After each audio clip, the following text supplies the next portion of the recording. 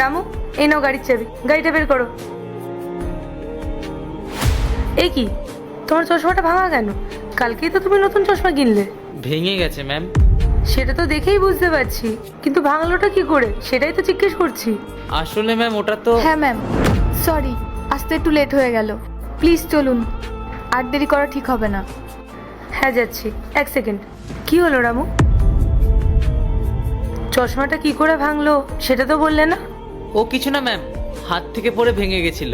আপনি চিন্তা করবেন না, মাসের শেষে বেতন পেলে নতুন একটা কিনে নেব। কিন্তু এখন ম্যাম চলুন, দেরি হয়ে গেলে মিটিংয়ে অনেক সমস্যা হয়ে যাবে। ঠিক আছে চলো।